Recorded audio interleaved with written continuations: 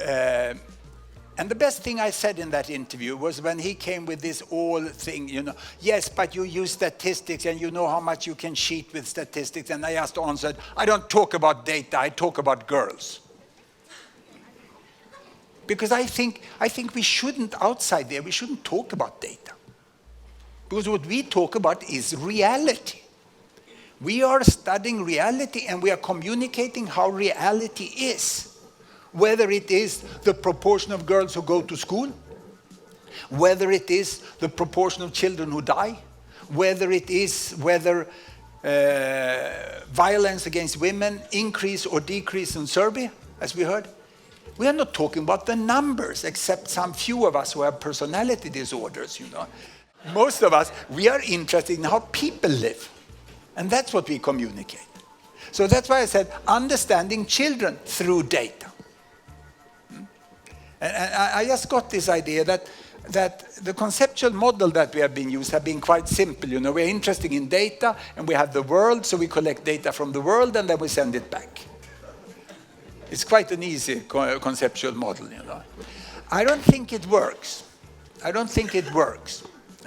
Because we handle the world as if it was colleagues, data analyst colleagues out there in the world. And if there is anything out of their world in the world, there are very few data analyst colleagues out there. We have to use data when we discuss data.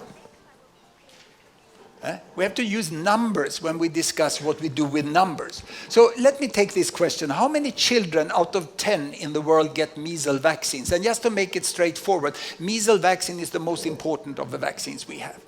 It's delicate, so it's if it's outside the refrigerator for 10 to 20 minutes, it's destroyed. So imagine now, 10 representative kids between their first and the second birthday. How many of them? Can I start in this end? How many think that it's 1 out of 10? Hand up. How many think it's 2 out of 10? 3 out of 10? 4 out of 10? 5 out of 10? 6 out of 10? 7 out of 10? 8 out of 10? Probably data is better understood at local level where it's weaker, as we've talked today. Because in your own district, your own country, you know a little more how unemployment rates are. But the world data that we communicate, that's sort of really challenging because you don't have your personal experience from the whole world. So this is a shocking thing, So this with giving the data back to the world, it seems it doesn't work really well. So why do we do this with data? I've now sat behind here and I heard the very, very good discussions in these last 2 panels. And much of this was covered there. But my way of putting it is like this. Yes, we do data because we want to advocate. We want to argue for our thing. Whether it is on international level to vaccinate the children, or whether it's in the local level with the raw minority in Serbia, or whether it's vaccination of children in northern Kenya or whatever. We use it for advocate. That's fine, but that's not the most important. That's not why we collect data. We want to monitor what we do. We want to see whether violence against women decreases. We want to see whether children get vaccinated in the remote areas. We want to see if things change, monitor. But the main reason, we want to understand. We must understand what is it that has to be done. What needs to be done and how and where. So the analysis and the formation of policy, I think that's the most important. Then comes monitoring and in the end advocacy. There's a risk in companies, organizations, and in ministries that advocacy becomes the #1 reason for collecting data. And that's a quite costly way of doing it.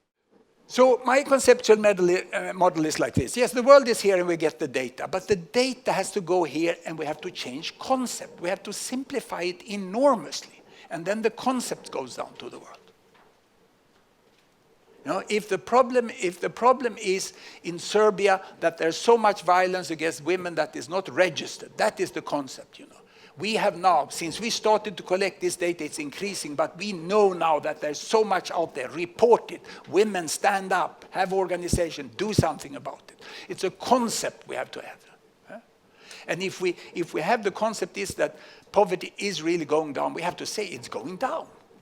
We can't come with numbers. That doesn't work. Numbers doesn't enter